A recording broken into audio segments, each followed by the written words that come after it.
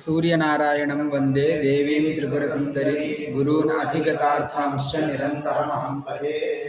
तानि अङ्गानि द्विविधानि सन्निपत्योपकारकाणि आरादुपकारकाणि च इति. அந்த அங்கங்கள் அதாவது ஸ்ருதிலிங்க வாக்கிய பிரகரண ஸ்தான சமாக்கியாக்கியேன ஷட்விதேன பிரமாணேன யானி அங்கானி அவகதானி தானி द्विविधानि.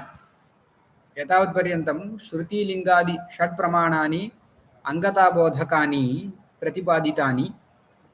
एतैः अङ्गताबोधकप्रमाणैः किं ज्ञायते? अङ्गानि अङ्गानां विषये ज्ञानं भवति. तानि अङ्गानि द्विविधानि सन्निपत्योपकारकाणि आरादुपकारकाणि च इति. यान्यङ्गानि सन्निपत्योपकारकाणि इत्यस्य निरूपणं विवरणं क्रियते. यान्यङ्गानि साक्षात् परम्परया वा प्रधानयागशरीरं निष्पाद्य तद्वारा तदुत्पत्त्यपूर्व उपयोगीनि तानि सन्निपत्योपकारकाणि यथा व्रीह्यादिद्रव्याणि तत्संयुक्त अवहनन प्रोक्षणादीनि अग्न्यादिदेवता तत्संयुक्त याज्यानुवाक्या वचनादीनि च.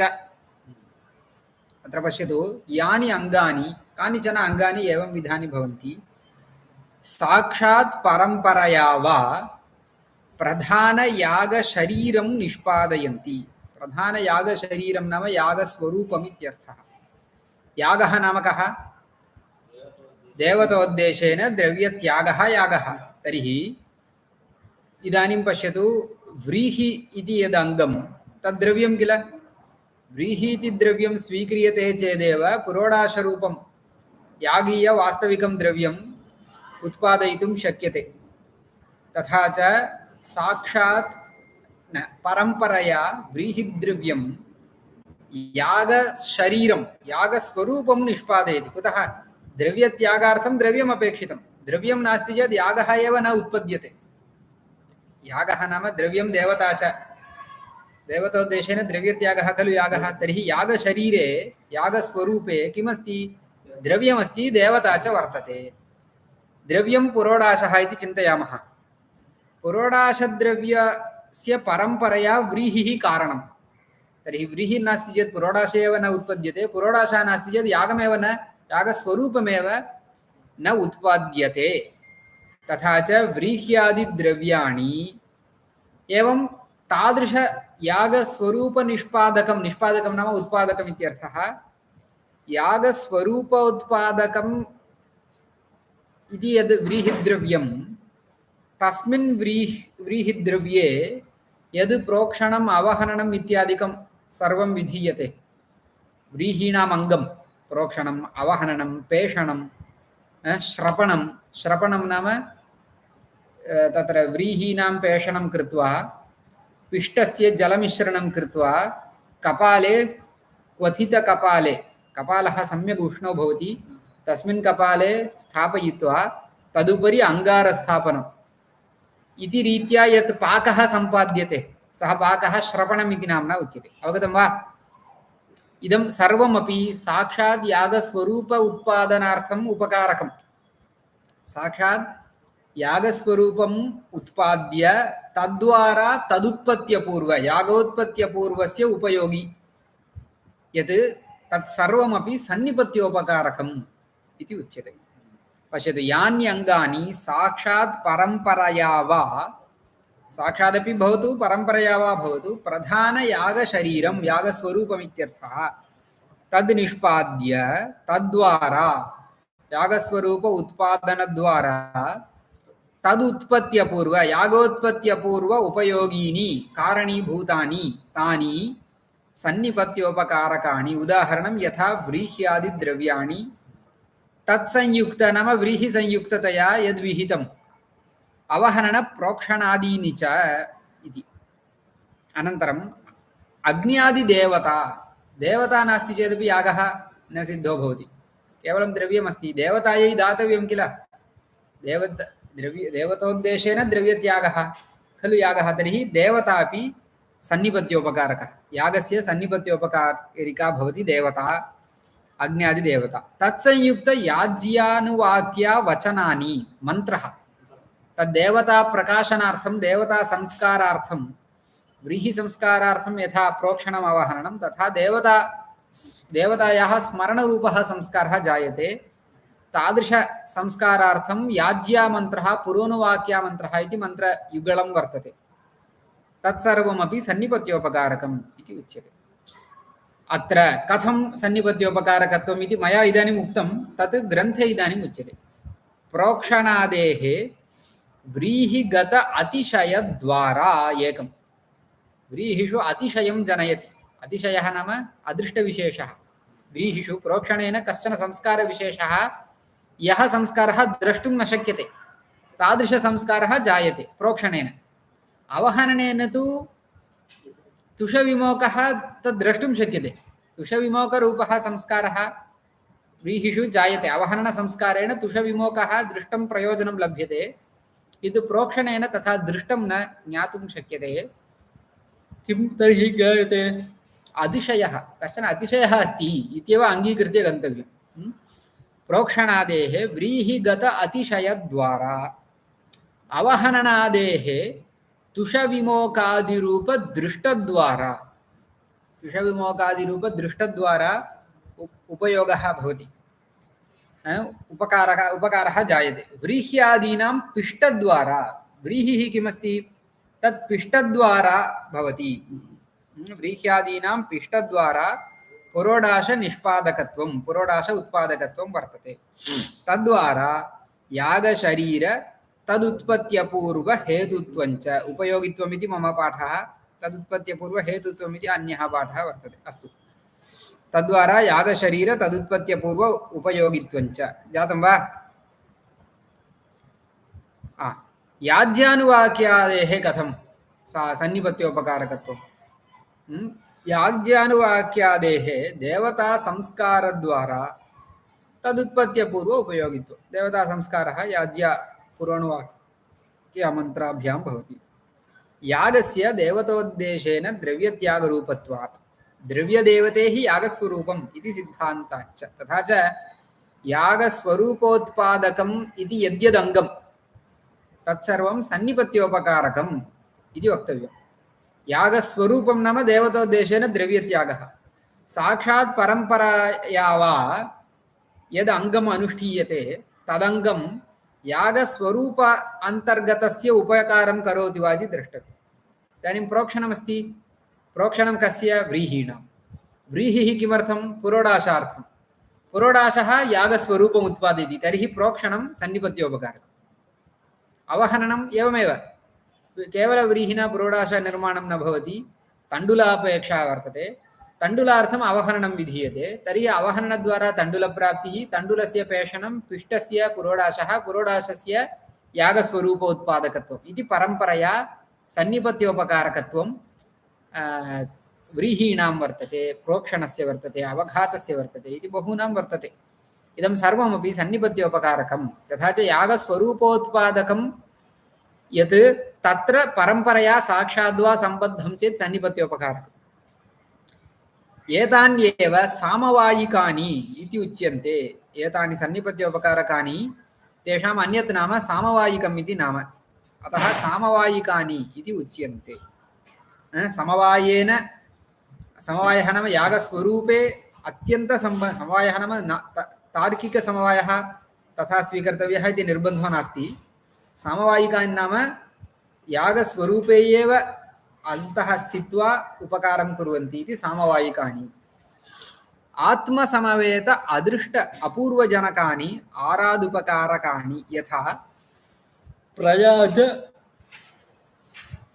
आज्यभाग अनुयाजादीनि प्रयाजः आज्यभागः अनुयाजः इत्यादि यागाः अङ्गयागाः वर्तन्ते एतानि अङ्गानि यागस्वरूप नाम प्रयाजः नानुष्ठीयते चेत् प्रधानयागः अनुष्ठातुं न शक्यते इति न तथा नास्ति प्रयाजः पूर्वं क्रियते दर्शपूर्णमासयागः आग्नेयः अनन्तरं क्रियते प्रयाजम् अननुष्ठायापि प्रधानं कर्तुं शक्यते शक्यते नाम शक्तिरस्ति, कर्तव्यं वा न वा इति अन्यः।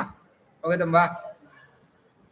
पश्यतु, इदानीं भवद्भिः ज्ञाते उदाहरणे वदामः। शिवपूजा इति किञ्चित् कर्म। पूजा नाम का का पूजा इति उच्यते किल? तत्र किं प्रधानं? प्रदोषपूजा इति उच्यते। प्रदोषपूजायां किं प्रधानम्? अभिषेकः वा?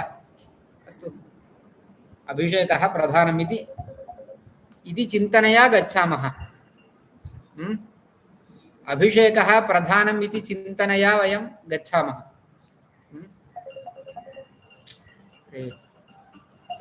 अभिषेकः प्रधानम् इति चिन्तनया वयं गच्छामः। नाम अभिषेकः प्रधानं भवति वा?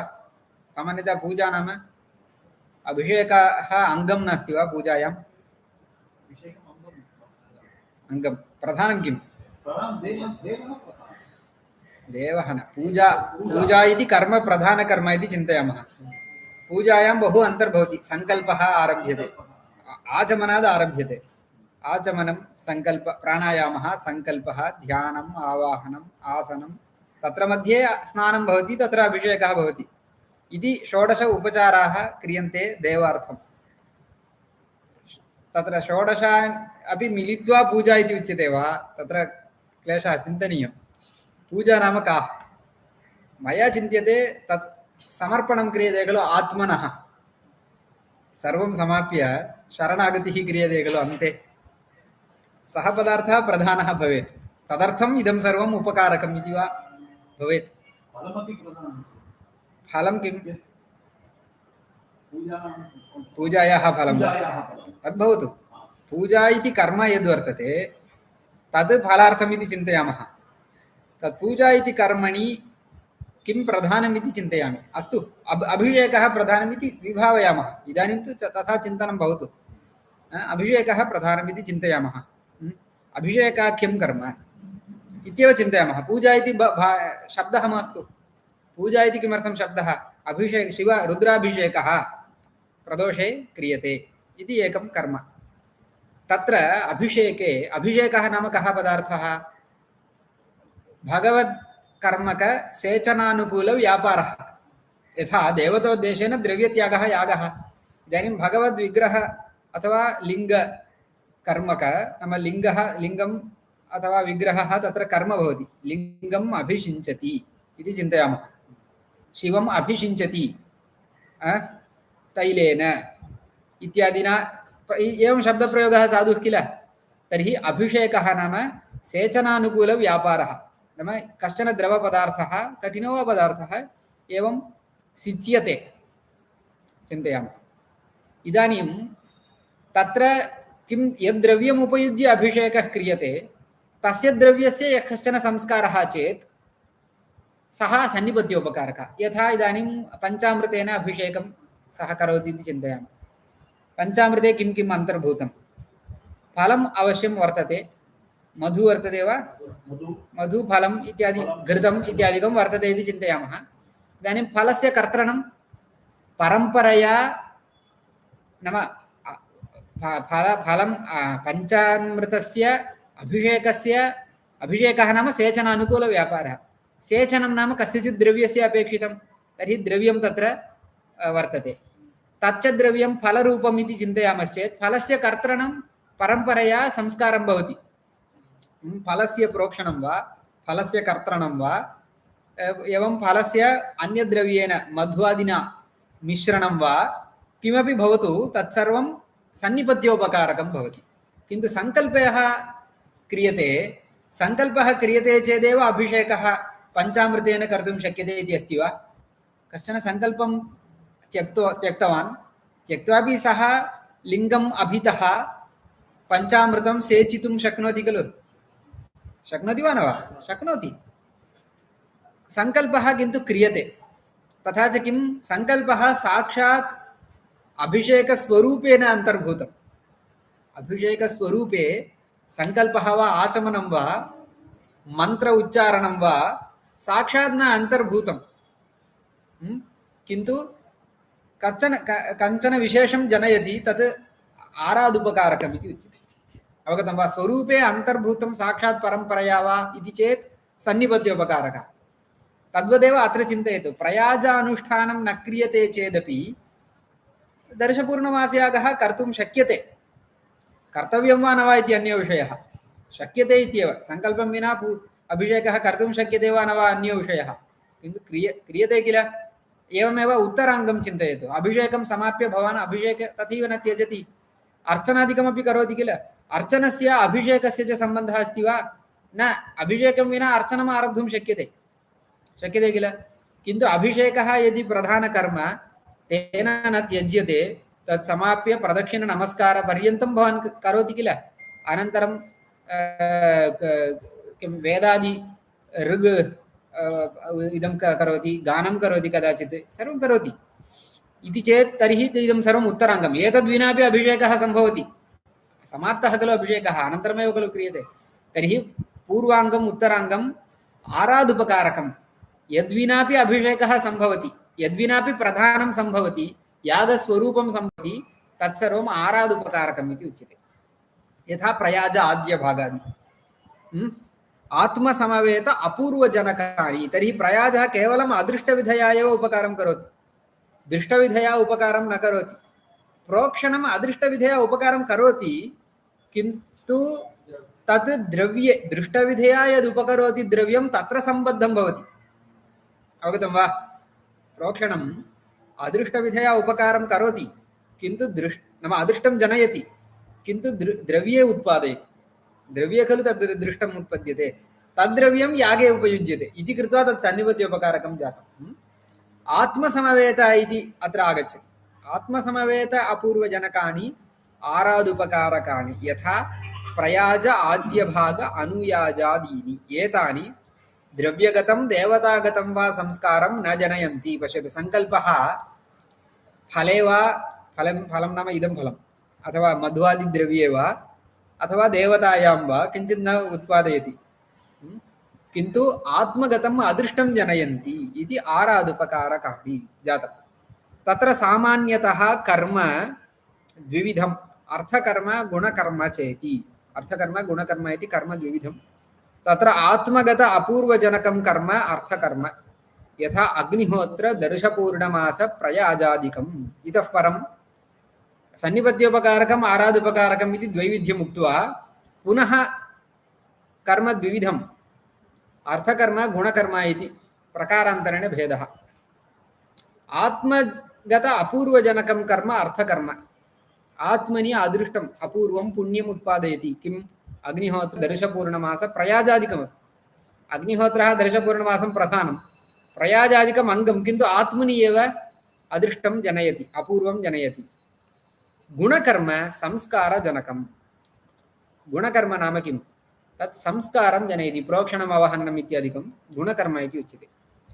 तच्च द्विविधं, गुणकर्म पुनः द्विविधम्, अर्थकर्म गुणकर्म इति द्विविधं, तत्र गुणकर्म पुनः द्विविधं, किमिति, उपयुक्तसंस्कारकम् उपयोक्ष्यमाणसंस्कारकं चेति।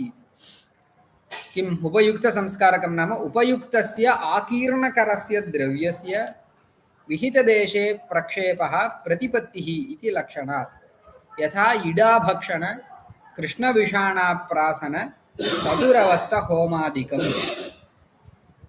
किञ्चित् द्रव्यम् उपयुक्तम्, उदाहरणार्थं भवान् पूजां करोति इति चिन्तयामः, पूर्वेद्युः अपि पूजां कृतवान् किल, तत्र मालां समर्पितवान्, सा माला इदानीम् अग्रिमदिने पूजार्थं यदा आरभ्यते तदानीं सा माला अस्ति, तां मालां किं करोति, पूर्वेद्युः उपयुक्तायाः मालायाः किं क्रियते, विसर्जनं। विसर्जनं नाम किम्, एवं भगवत्सकाशात् स्वीकरणं, स्वीकृत्य कुत्र स्थाप्यते, बहिः नाम कुत्र, वृक्षस्य अधः। किमर्थं, बहिः यत्र कुत्रचित् स्थापयितुं शक्यते किल, भवतु निर्माल्यपात्रे इति। किमर्थं,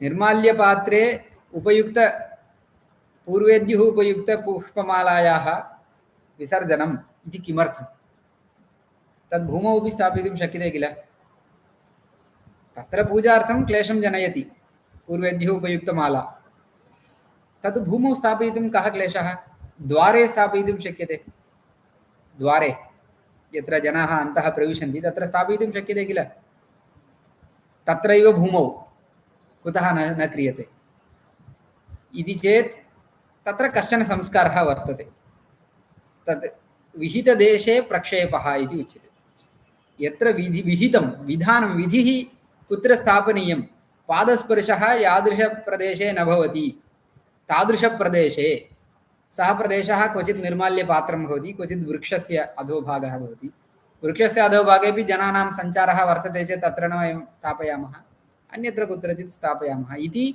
उपयुक्तस्यापि संस्कारः उपयोगः समाप्तः किल इति न त्यक्तुं शक्यते तद् विहितदेशे प्रक्षेपः आकीर्णकरः नाम अस्य उपयोगः नास्ति इदानीम् उपयुज्य समाप्तम् उपयोगेन समाप्तस्य वस्तुनः नाम यस्य वस्तुनः उपयोगः समाप्तः तस्य विहितदेशे स्थापनम् इति उपयुक्तसंस्कारः इति एकः प्रभेदः अनन्तरम् उपयोक्ष्यमाणसंस्कारः उपयोक्ष्यमाणसंस्कारः नाम इतः परं तस्य उपयोगो भविष्यति तस्य संस्कारः उपयोक्ष्यमाणसंस्कारः यथा पश्यतु इदानीं